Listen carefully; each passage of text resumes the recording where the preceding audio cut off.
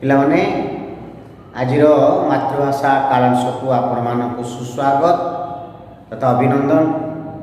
ଆମେ ଗୋଟେ ସୁନ୍ଦର ପଦ୍ୟ ବିଷୟରେ ଆଲୋଚନା କରୁଛୁ। ଏହାର ପ୍ରାୟ 3ଟି ଭାଗ ମୁଁ ଭିଡ଼ିଓରେ ଆପଣଙ୍କୁ ପଠାଇ ସାରିଲିଣି। ମଙ୍ଗଳ ଅଇଲା ଉଷା ସ୍ୱଭାବ କବି ଗଙ୍ଗାଧର ମେହେରଙ୍କର ରଚିତ ତପସ୍ୱିନୀ କାବ୍ୟରୁ ଆନିତ ମଙ୍ଗଳ ଅଇଲା ଉଷା କବିତା ବର୍ତ୍ତମାନ ଆମର ଚାଲିଛି। ଏହାର ଅନ୍ତିମ ଭାଗରେ ଆମେ ଆଜି ଉପନୀତ। କିପରି ଉଷା ଏକ ମଙ୍ଗଳ ବେଳାରେ ଆସି ସତୀ ସୀତାଙ୍କୁ ଦର୍ଶନ କରିବା ପାଇଁ ଇଚ୍ଛା କରିଛନ୍ତି ଏବଂ ଆଶ୍ରମର ପରିବେଶ କିପରି ମନୋଲୋଭା, କିପରି ଶାନ୍ତ କାନ୍ତ ବାତାବରଣ, ସେ ବିଷୟରେ ମଧ୍ୟ କବି ଅତି ସୁନ୍ଦର ଭାବରେ ବର୍ଣ୍ଣନା କରିଛନ୍ତି। ସେ ବିଷୟରେ ଆମେ ମଧ୍ୟ ଆଲୋଚନା କରିଛେ। ପ୍ରାତଃକାଳୀନ ସମୟ ବା ବ୍ରହ୍ମ ମୁହୂର୍ତ୍ତର ସେ ମୁନିମୁଖ ବେଦ ଧ୍ୱନି କିପରି ସ୍ୱର୍ଗ ମର୍ତ୍ତ୍ୟ ପାତାଳ ପ୍ରକମ୍ପିତ କରି ମୃଦୁ ଗୁଞ୍ଜରଣ କରି ସମସ୍ତଙ୍କ ମନରେ ସେ ଦିବ୍ୟ ପବିତ୍ରତାର ବାର୍ତ୍ତା କିପରି ପ୍ରେରଣ କରିଛି ସେ କଥା ମଧ୍ୟ ଆମେ ବର୍ଣ୍ଣନା କରିଛୁ। ପରବର୍ତ୍ତୀ ସମୟରେ ଆଶ୍ରମର ଜଣେ ବୈଜ୍ୟେଷ୍ଠା ତପସ୍ୱିନୀ ଅନୁକମ୍ପା ନାମ୍ନା ସତୀ ସୀତାଙ୍କୁ ଗୁରୁଗମ୍ଭୀର ସ୍ୱରରେ ପ୍ରାତଃ ବିଧି ସମାପନ କରିବା ପାଇଁ କିପରି ସୂଚନା ଦେଇଛନ୍ତି ସେ ବିଷୟରେ ମଧ୍ୟ ଆମେ ଆଲୋଚନା କରିଥିଲୁ। ପରବର୍ତ୍ତୀ ସମୟରେ ଦେବୀ ଜାନକୀ ନିଜର ଶୋକ ଜର୍ଜରିତ ଚିତ୍ତ ଫଳକରେ ପ୍ରଭୁ ମର୍ଯ୍ୟାଦା ପୁରୁଷ ରାମଚନ୍ଦ୍ରଙ୍କର ସେ ବୀର ମୂର୍ତ୍ତିକୁ ଅଙ୍କନ କରି ତାଙ୍କୁ ଭକ୍ତିପୂତ ପ୍ରଣାମ ଜଣାଇ ଶଯ୍ୟା ତ୍ୟାଗ କରି ଅନୁକମ୍ପାଙ୍କୁ ପ୍ରଣାମ ଜଣାଇ କିପରି ବିନୟ ସହକାରେ ଉଷାଙ୍କର ପଦବନ୍ଦନା କରିଛନ୍ତି ସେ ବିଷୟରେ ଆମେ ଆଲୋଚନା କରିଛୁ। ଆଜି ଆମେ ଆଉ ଟିକେ ଆଗକୁ ଯିବା ଏବଂ ପରବର୍ତ୍ତୀ ସମୟରେ ଉଷାକୁ କିପରି ଦେବୀ ଜାନକୀ ବନ୍ଦନା କରିଛନ୍ତି, ତାଙ୍କୁ କ'ଣ ମାଗିଛନ୍ତି, କ'ଣ ଆଶିଷ କ'ଣ ତାଙ୍କୁ ପାଖରେ ପ୍ରାର୍ଥନା କରିଛନ୍ତି ସେ ବିଷୟରେ ଆଲୋଚନା କରିବା। ଆଗେ ପ୍ରଥମେ ଆମେ ସେ କବିତାକୁ ପଠନ କରିବା, ତାପରେ ତାର କଷ୍ଟ ଶବ୍ଦ ଆଲୋଚନା କରିବା, ପରବର୍ତ୍ତୀ ସମୟରେ ସେ ବିଷୟରେ ଆଲୋଚନା କରିବା। ଆସ ସେ କବିତାଟାକୁ ପଢ଼ିବା। ପିଲାମାନେ ମୁଁ କବିତାଟିକୁ ପଢ଼ୁଛି, ଆପଣମାନେ ଶୁଣନ୍ତୁ। ବୋଇଲେ ତାକୁ ପ୍ରଶଂସି ତୁମେ ତିମିର ବିଧ୍ୱଂସୀ ରବି ଆଗମନ ସଂସୀ ହୁଅ ସଂସାରେ ତୁମ୍ଭ କୋମଳ ଚରଣ করে জ্যোতি আহরণ তহি যাউছি শরণ দৃঢ় আশারে শুভ্র সৌরভ রসিকে শুভ সম্পাদিনী হুয় রঘুবংশিকে উচ্ছুক হৃদয়ে রাত্রি শেষরে আশ্রম ধাত্রী তমসা নির্মল গাত্রী পবিত্র ধারা প্রাঙ্গণে কুসুম বিঞ্চি সুবাসিত নিরচিঞ্চি মঙ্গল প্রদীপ রচি প্রভাতী তারা মুর্ভুমুমিন নয়নে চাহুথিলা सीता सती सुभागमने उट जूता पश कन्या गणक आदर बन्या प्लावने जगत धन्या सतीरतन बाहारी अवगाहने अनुकंपाक गहणे तमसा धार बहने कले गमन सतींकी तमसा अंकरे घेनी स्नेह आलिंगिला तरंग करे अमृत मधुर स्वरे भासिला परितोषरे मागो मो मानसरे नथिला आशा करिब अंके विहार राजलक्ष्मी हृदहार सीता करी परिहार भोग पिपासा भाग्यवती मोते संसारे बोलिबे तो जोगु एका पर संसारे पिलाने आमे जो कविताटी पाठ कलु आज 4टी स्टांजा मैं रखी से विषय बुझेबी। ये 4टी स्टांजा अति गुरुत्वपूर्ण स्टांजा संपूर्ण कवितार मार्मिक कथा ये अंतिम सोपान वर्णना करा जायछि। आर किछि कठिन शब्द विषय मुझे उल्लेख करिछि। तिमिर तिमिर अर्थ अंधकार लेखि नबा तिमिर अर्थ अंधकार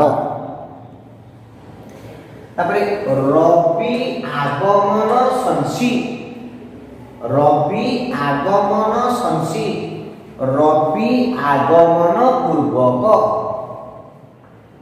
रविंकर आगमन पूर्वक संसी माने पूर्वक आश्रम धात्री धात्री माने जे धारण करिथाय ताके हम धात्री बोली कहू।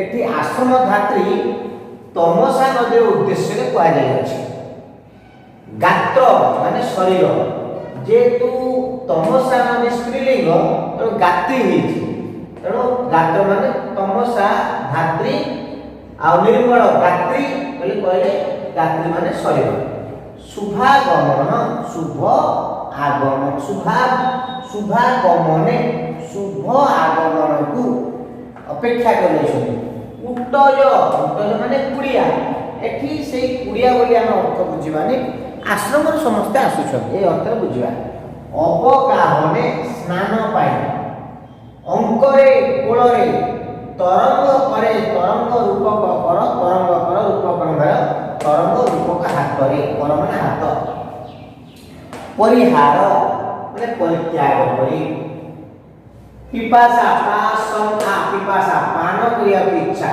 पर संसार एटा हमर लेखा जायछि पद्य रूप रे गद्य रूप रे हो प्रशंसा बस एतिकी आपण पई कष्ट शब्द थिला आउ जदि अधिक किछि आपण मन द्वंद्व हुई आम तो आलोचना करछु डाउट क्लास सब बेले आपण सेठी आपण मानकर मन कथा बा किछि जटिलता विषय उपस्थापन कले मु यथाशक्ति ताको कौन समाधान करी बुझेला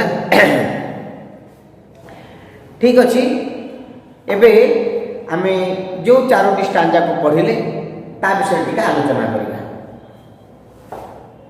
पिला माने देवी जानकी जगत माता जगत जननी माँ जानकी नारी चरित्र एक आदर्श भारतीय नारीर प्रतीक मु कही काली बा यार पूर्व वीडियो रे मु उपस्थापन करथिली मृदपिद चंदनमस्मिनि देशे ग्राम ग्राम सिद्धवनम जत्र च बाला देवी स्वरूपा बाला सर्वे श्रीरामा ए होची भारत वर्ष। ए भारत वर्षर माटी होची अनन्य। ए भारत वर्षर नारी अनन्या महियसी शक्ति स्वरूपा। ए भारतीय नारीर प्रतीक स्वरूप आदर्श स्वरूप सती सीतांकर चरित्र अति सुंदर भाव निखुण भाव शोभाकवि गंगाधर मेहर एटार उपस्थापन करछंती। सकाळ हेची सूर्य उदय होगा संगे संगे पतिव्रता नारी तार शोक जर्जरित चित्त फल करे तार स्वामीर मूर्ति को आंकी ताकू नतमस्तक प्रणाम जनाऊँच। ये हूँ भारतीय नारी। एवं सकाळ हेउ हेउ से कौन वंदना करिछि आस से विषय जानिबा। लेखाई कौन बोइले ताकू प्रशंसी क्या प्रशंसा करी ना उषा को प्रशंसा करी जानकी कहउछंती कौन कहले ना तुमे तिमिर विध्वंसी तुमे अंधकार ध्वंसकारिणी। मु तुमको आगु कही उषार आगमन रे स्वतः संसार अंधकार दूर हो जाए। तेणु देवी जानकी उषा को वंदना करने समय कहते तुमे तिमिर विध्वंसी रवि आगमन संसी हो संसारे। हे उषा हे तिमिर विध्वंसी तुमे रविंकर आगमन पूर्वक ए संसार में पदार्पण कर। तुम आगमन द्वारा ये संसार संपूर्ण रूपे काली माँ दूर हो जाऊ अंधकार दूर हो जाऊ। अति विनम्र स्वर उषार पदवंदना करी माँ जानकी प्रार्थना करुछंती जे बोइले ताकू प्रशंसी तुमे तिमिर विध्वंसी रवि आगमन संसी हुआ संसारे। तुम्ह कोमल चरण करे ज्योति आहरण तही जाउछि शरण दृढ़ आशारे। केड़े सुंदर कथा जे उषार कोमल चरण जेतबे धरणी को स्पर्श करुछि उषार कोमल चरण जेतबे धरणी को स्पर्श करे स्वतः धरणी आलोकित हो जाए से ज्योति को आहरण करे। तेणु तुमर पाद जो पतित है सेठारु अंधकार दूर हो गला काली माँ दूर हो गला दुख दूर हो गला।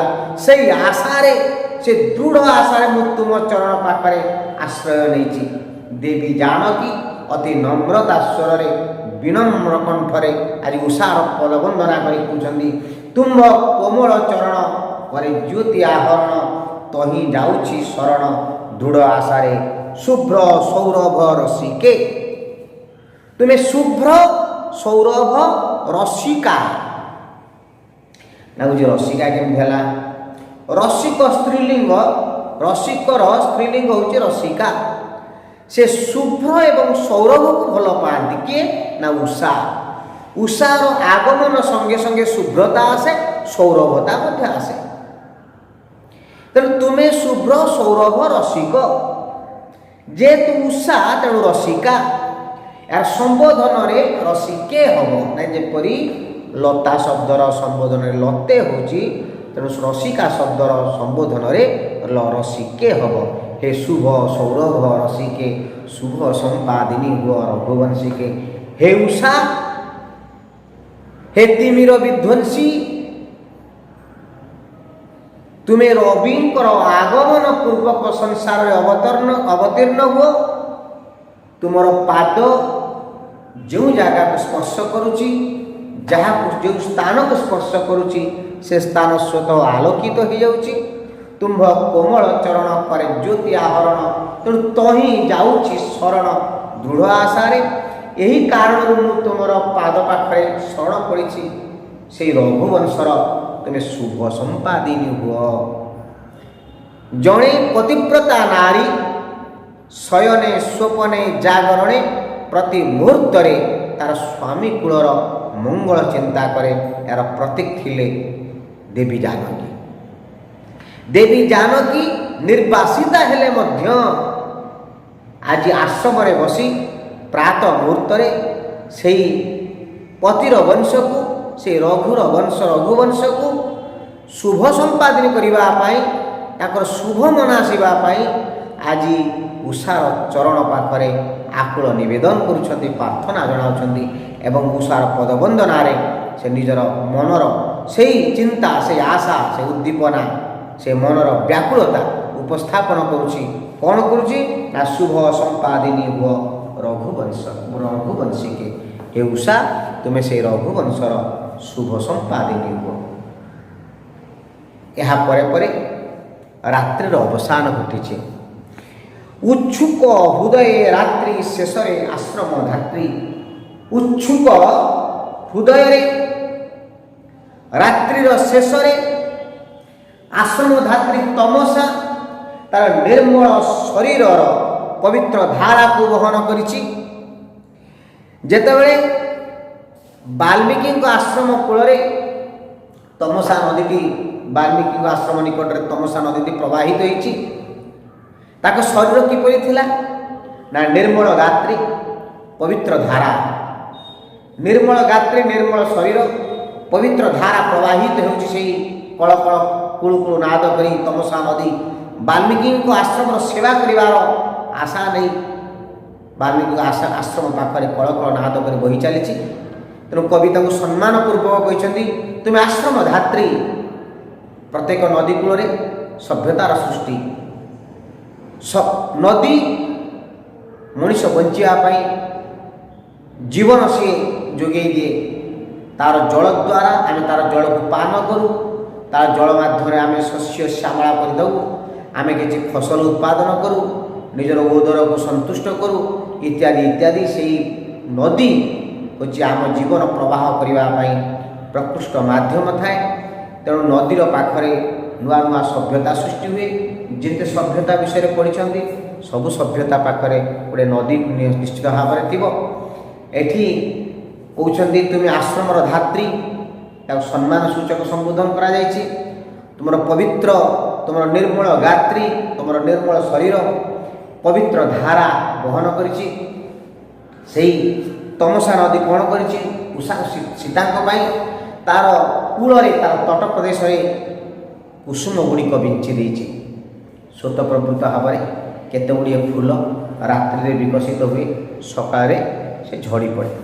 ଠିକ୍ ସେହିପରି କେତୋଟି କୁସୁମ, ସେହିପରି କେତୋଟି ପୁଷ୍ପ ସେ ନଦୀର ତଟ ଦେଶରେ ବିଞ୍ଚି ହୋଇ ପଡ଼ିଛି। କବି କହୁଛନ୍ତି ତମସା ଏପରି ବ୍ୟବସ୍ଥା କରିଛି। କ'ଣ ବ୍ୟବସ୍ଥା କରିଛି? ପ୍ରାଙ୍ଗଣେ କୁସୁମ ବିଞ୍ଚି, ସୁବାସିତ ନୀର ସିଞ୍ଚି, ତା ଉପରେ କାକର ବିନ୍ଦୁ ପଡ଼ିଛି। ମଙ୍ଗଳ ପ୍ରଦୀପ ରଚି ପ୍ରଭାତୀ ତାରା, ମଙ୍ଗଳ ପ୍ରଦୀପ ସଦୃଶ ପ୍ରଭାତୀ ତାରା ଆକାଶରେ ମୁଣ୍ଡ ଟେକିଛି। ସତେ ଯେପରି ସେ ମଙ୍ଗଳ ପ୍ରଦୀପ ସୀତାଙ୍କୁ ସ୍ୱାଗତ କରିବା ପାଇଁ ଅପେକ୍ଷାରେ ରହିଛି। ମୁହୁର୍ମୁହୁର୍ ମୀନ ନୟନେ, ବାରମ୍ବାର ମୀନର ନୟନରେ ସେ ତମସା ନଦୀ ଚାହିଁ ବସୁଛି। କେତେବେଳେ ସେ ସତୀ ସୀତା ମୋର ତଟ ଦେଶକୁ ଆସିବେ, ମୋ ଶରୀରକୁ ଆସିବେ, ମୋତେ ସ୍ପର୍ଶ କରିବେ, ମୁଁ ତାଙ୍କୁ ଆକୁଳ ବ୍ୟାକୁଳ ହୃଦୟରେ ତାଙ୍କୁ ଏପରି ଆଲିଙ୍ଗନ କରିବି। ଏହିପରି ପ୍ରତୀକ୍ଷାରେ ରହିଛନ୍ତି କିଏ ନା ତମସା ନଦୀ।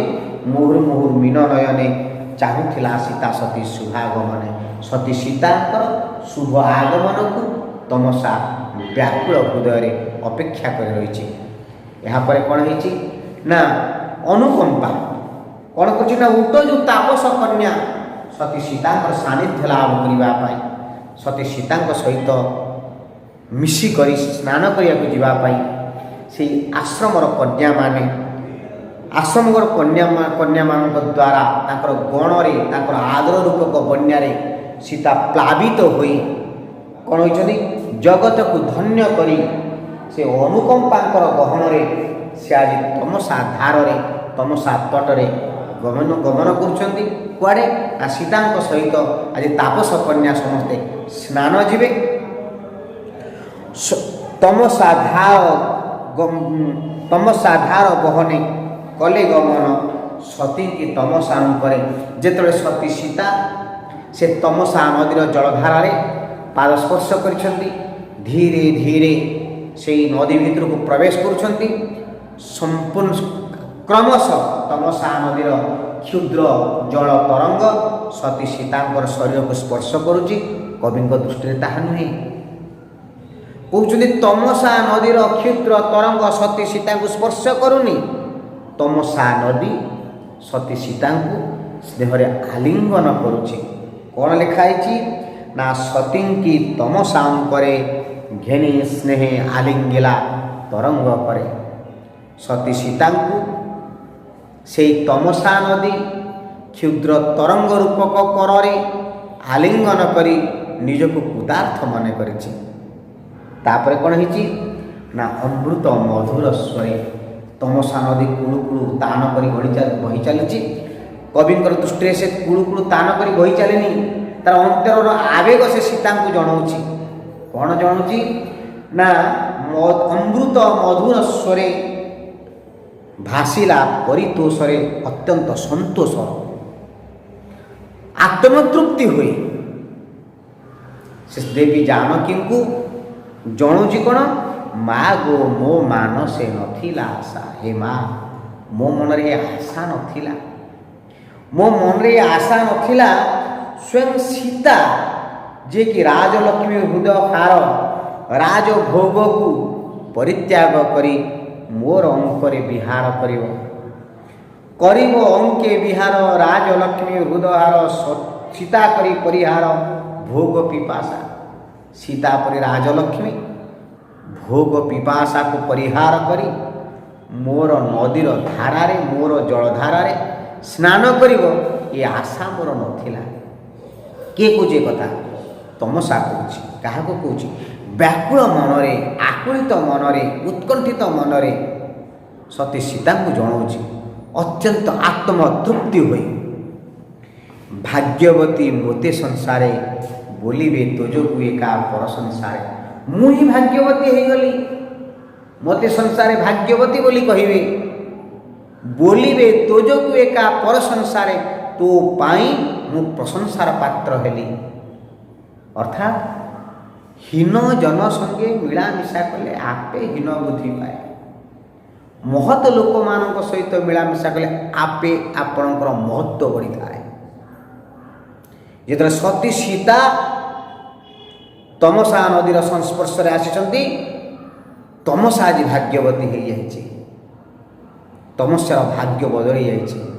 ସମାଜ ତାକୁ ପ୍ରଶଂସା କରୁଛି। ଆଜି ତମସା ନଦୀ ସୀତାଙ୍କ ପାଖରେ ପୂର୍ଣ୍ଣ ନତମସ୍ତକ ହୋଇ ଭୂୟସୀ ପ୍ରଶଂସା ପୂର୍ବକ ଆତ୍ମତୃପ୍ତି ପୂର୍ବକ ସେ ତାଙ୍କୁ ସମ୍ବୋଧନ କରିଛନ୍ତି। ପିଲାମାନେ, ମୁଁ କେତୋଟି ପ୍ରଶ୍ନ ପଚାରୁଛି, ଶୁଣିବ, ଉତ୍ତର ଦେବ। ସତୀ ସୀତା ଉଷାଙ୍କୁ ପ୍ରଶଂସା କରି କ'ଣ କହିଛନ୍ତି? ସତୀ ସୀତା ଉଷାକୁ ପ୍ରଶଂସା କରି କ'ଣ କହିଛନ୍ତି? କହିଛନ୍ତି ତୁମେ ତିମିର ବିଧ୍ୱଂସୀ, ହେ ଉଷା ତୁମେ ଅନ୍ଧକାର ଧ୍ୱଂସକାରିଣୀ, ତୁମେ ରବିଙ୍କର ଆଗମନ ପୂର୍ବକ ସଂସାରରେ ଅବତୀର୍ଣ୍ଣ ହୁଅ। ସତୀ ସୀତା କାହିଁକି ଉଷାଙ୍କର ଚରଣ କମଳରେ ଶରଣ ଯାଇଛନ୍ତି? ନା ଯେହେତୁ ଉଷାର ପାଦ ସଂସାରେ ଯେଉଁଠି ପଡ଼େ ତାହାର ସେ ଆଲୋକ ଆବରଣ କରେ। ତାଙ୍କର ପାଦ ଯେଉଁଠି ପତିତ ହୁଏ ଅନ୍ଧକାର ସ୍ୱତଃ ଦୂର ହୋଇଯାଏ, କାଳିମା ଦୂର ହୋଇଯାଏ, ଅନ୍ଧକାର ଦୂର ହୋଇଯାଏ, ଆଲୋକ ଉଦ୍ଭାସିତ ହୁଏ। ଏଣୁ ସତୀ ସୀତା ନିଜ ହୃଦୟରେ ଥିବା ଦୁଃଖକୁ ଦୂର କରିବା ପାଇଁ ସେ ଉଷାଙ୍କର ଚରଣ କମଳରେ ସେ ଶରଣ ଯାଇଛନ୍ତି। ଉଷା ସତୀ ସୀତା କାହାର ଶୁଭ ବନାସିଛନ୍ତି? ସତୀ ସୀତା ପତିବ୍ରତା ନାରୀର ପରିଚୟ ଦେଇ ରଘୁବଂଶର ଶୁଭ ମନା ଆସିଛନ୍ତି। ବୁଝିହେଲା? କାହାକୁ ଆଶ୍ରମର ଧାତ୍ରୀ ବୋଲି କୁହାଯାଇଅଛି? ନା ତମସାକୁ ଆଶ୍ରମର ଧାତ୍ରୀ ବୋଲି କୁହାଯାଇଅଛି। ତମସାର ଶରୀର କିପରି? ନା ତମସାର ଶରୀର ନିର୍ମଳ ଗାତ୍ରୀ ପବିତ୍ର ଧାରା। ସୀତାଙ୍କର ଆଗମନ ପାଇଁ ତମସା କି ବ୍ୟବସ୍ଥା କରିଥିଲା? ସୀତାଙ୍କର ଆଗମନ ପାଇଁ ତମସା କି ବ୍ୟବସ୍ଥା କରିଥିଲା? ନା ଗୁରୁଜୀ, ସୀତାଙ୍କର ଆଗମନ ପାଇଁ ତମସା ନିଜ ପ୍ରାଙ୍ଗଣରେ କୁସୁମ ବିଞ୍ଚି ସୁବାସିତ ନୀର ସିଞ୍ଚି ଏବଂ ମଙ୍ଗଳ ପ୍ରଦୀପ ସ୍ୱରୂପ ପ୍ରଭାତୀ ତାରାକୁ ବ୍ୟବସ୍ଥା କରିଥିଲା, ବିଧାନ କରିଥିଲା। ସତୀ ସୀତାଙ୍କର ଶୁଭ ଆଗମନକୁ ତମସା କିପରି ଦେଖୁଥିଲା ନା ମୁହୁର୍ମୁହୁ ମୀନ ନୟନରେ, ମୀନ ରୂପକ ନୟନରେ ତମସା ନଦୀ ସୀତାଙ୍କର ଶୁଭ ଆଗମନକୁ ଦେଖୁଥିଲା ବା ଅପେକ୍ଷା କରି ରହିଥିଲା। ଆଚ୍ଛା, ସତୀ ସୀତାଙ୍କୁ ତମସା କିପରି ଆଲିଙ୍ଗନ କଲା ନା ସତୀ ସୀତାଙ୍କୁ ତମସା ତାର ତରଙ୍ଗ ରୂପକ କରରେ ସ୍ନେହରେ ଆଲିଙ୍ଗନ କଲା। ତମସା ଆତ୍ମତୃପ୍ତି ବା ପରିତୋଷ ହୋଇ ସୀତାଙ୍କୁ କ'ଣ କହିଥିଲା? କହିଥିଲା, ମା ଗୋ ମୋ ମନସେ ନଥିଲା ଆଶା, ହେ ମା ମୋ ମନରେ ଏପରି ଆଶା ନଥିଲା, ତୁମେ ରାଜଲକ୍ଷ୍ମୀ ହୃଦୟହାର, ତୁମେ ଭୋଗ ପିପାସାକୁ ପରିହାର କରି ମୋର ଅଙ୍କରେ ବିହାର କରିବ, ଏହା ମୋର ଆଶା ନଥିଲା। ଭାଗ୍ୟବତୀ ମୋତେ ସଂସାରେ, ମୋତେ ସମସ୍ତେ ଭାଗ୍ୟବତୀ ବୋଲି କହିବେ ଏବଂ ତୁମ ଯୋଗୁଁ ମୁଁ ପ୍ରଶଂସାର ପାତ୍ର ହେବି। ପିଲାମାନେ, ଆମେ ଯେଉଁ କିଛି ଛୋଟ ଛୋଟ ସଂକ୍ଷିପ୍ତ ପ୍ରଶ୍ନ ବିଷୟରେ ଆଲୋଚନା କଲେ ତାକୁ ମୁଁ ପୁଣି ଆଉ ପ୍ରଶ୍ନ ଆକାରରେ ଦେଉଛି, ଆପଣ ତାକୁ ଖାତାରେ ଲେଖିଦେବେ। ସମ୍ପୂର୍ଣ୍ଣ ରୂପେ ପଦ୍ୟଟି ସରିଗଲା। ପରବର୍ତ୍ତୀ ସମୟରେ ଆଉ କୋଶ୍ଚିନ୍ ଆନ୍ସର ବିଷୟରେ ଆଲୋଚନା କରିବା। ଏତିକିରେ ରହିଲି। ମନ ଦେଇ ପିଲାମାନେ ଏ ପାଠଟି ପଢ଼ିବ, ବହୁତ ଇମ୍ପୋର୍ଟାଣ୍ଟ, ପରୀକ୍ଷାରେ ପଡ଼େ ଏବଂ ଆର ଇମ୍ପୋର୍ଟାଣ୍ଟ, ଆର ଗୁରୁତ୍ୱ ବିଷୟରେ ପରବର୍ତ୍ତୀ କ୍ଲାସ୍ରେ ମୁଁ ଆପଣମାନଙ୍କୁ ଆଗକୁ ଜଣାଇଦେବି। ରହିଲି, ନମସ୍କାର।